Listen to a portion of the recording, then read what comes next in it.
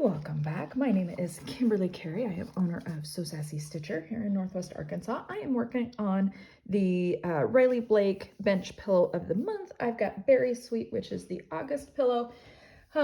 This came in the 1st of June, and I have been super busy with family visiting, and so am just now getting to this one. I did finally get my 4th of July one quilted and on my pillow. It was just barely when I wanted to get it done, but I got it done.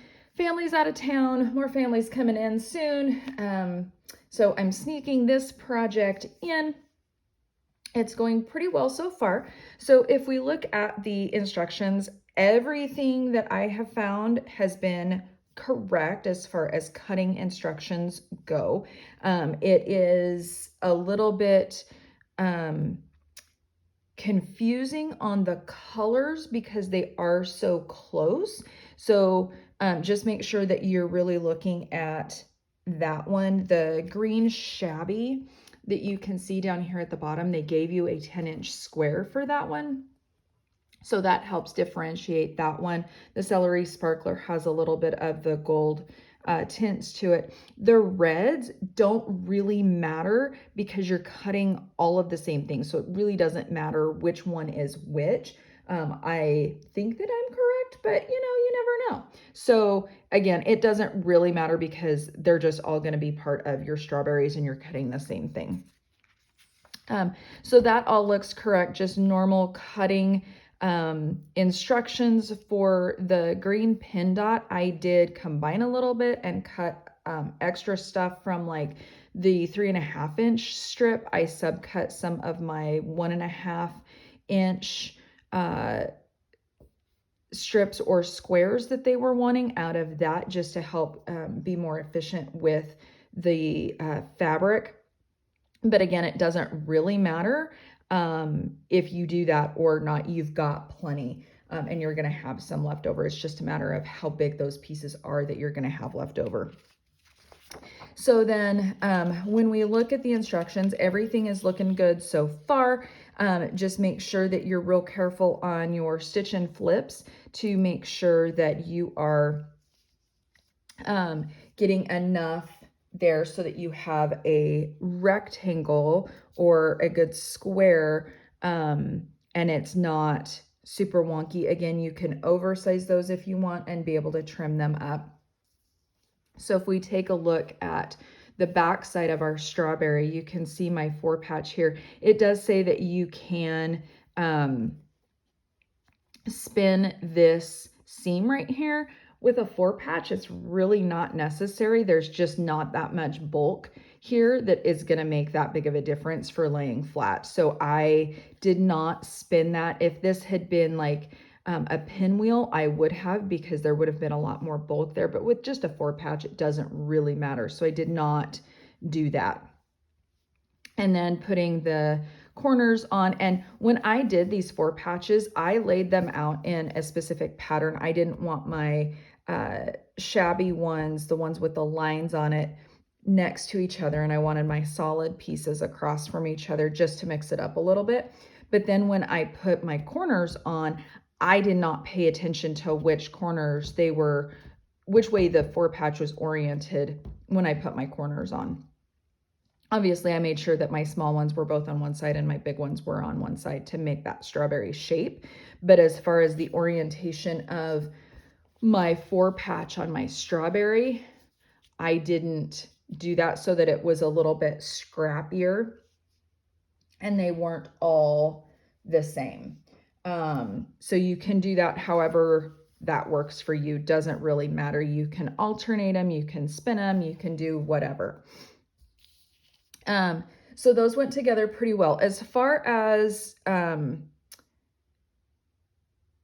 ironing instructions go, for the stem, I went towards the solid pieces.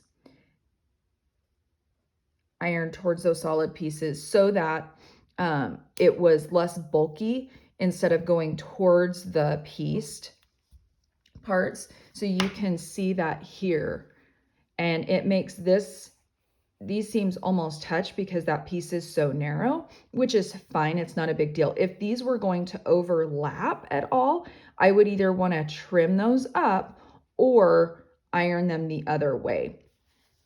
But they didn't touch, because if they overlap, then you end up with a lot of bulk there. But as you can see, that turned out just fine. Their ironing instructions are not great on this one. So for the putting the strawberry together towards the red and towards the solid here is good. They do have that one. Okay, for the 1-inch strip blocks. Okay, so here's my 1-inch strip. I really dislike 1-inch strips. They just get wonky. I did use my starch pen to be able to get crisper lines when I ironed these open.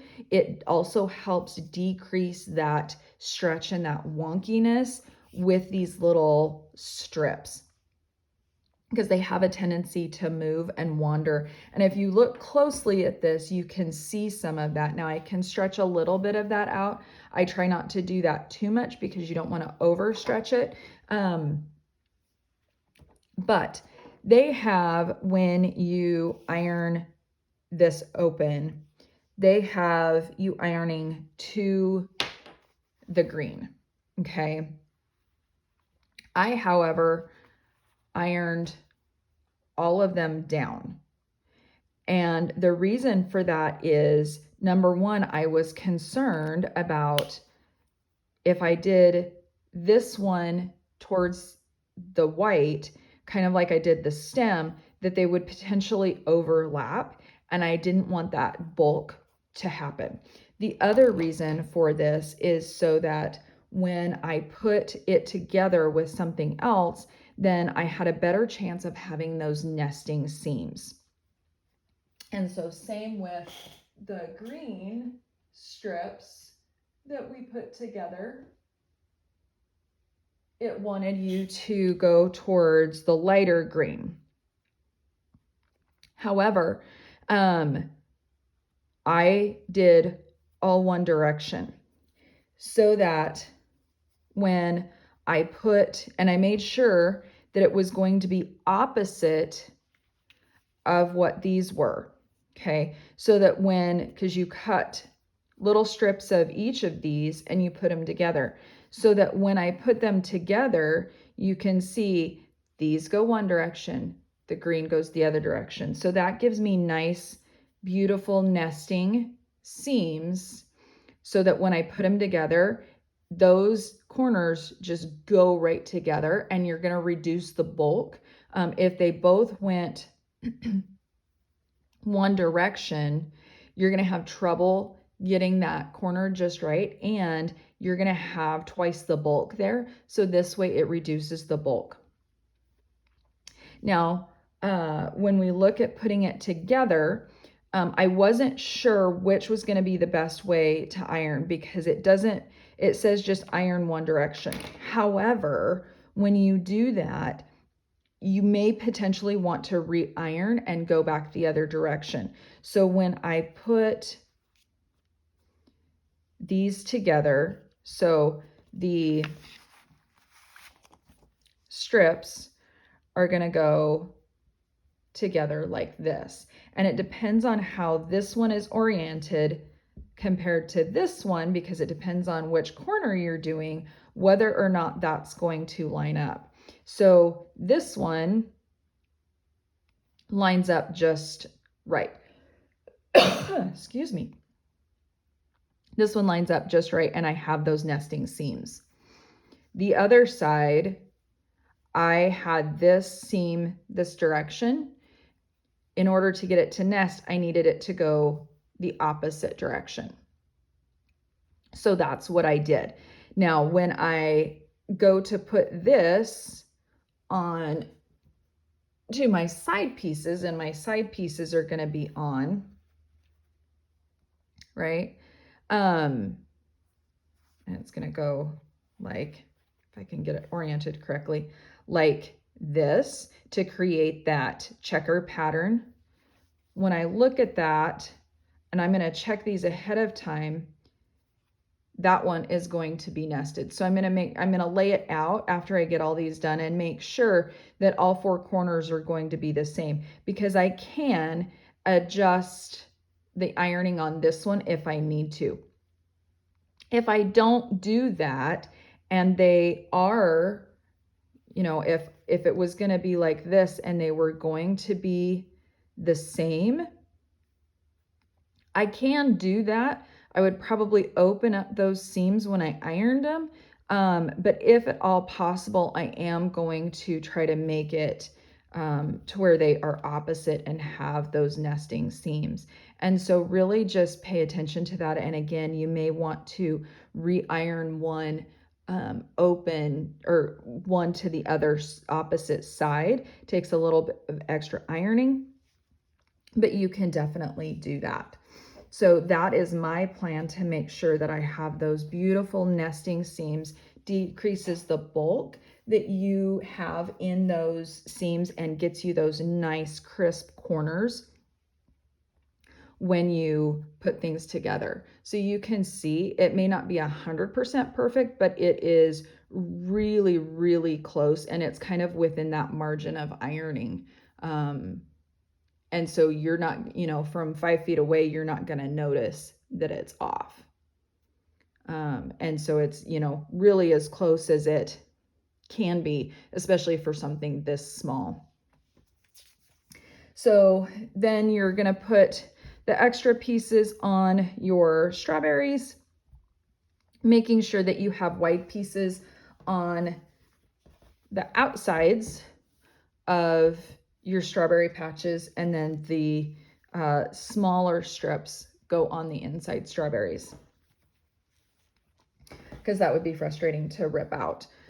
Again, this one's really pretty easy, and then it's just putting all of those pieces together. I don't have a back for this one yet. I need to look for it. Again, it's been a little crazy at my house, but that's okay. It is summertime. We're enjoying our summer so far, and I hope that this helps you put together Berry Sweet. I hope you have an amazing summer and have happy quilting.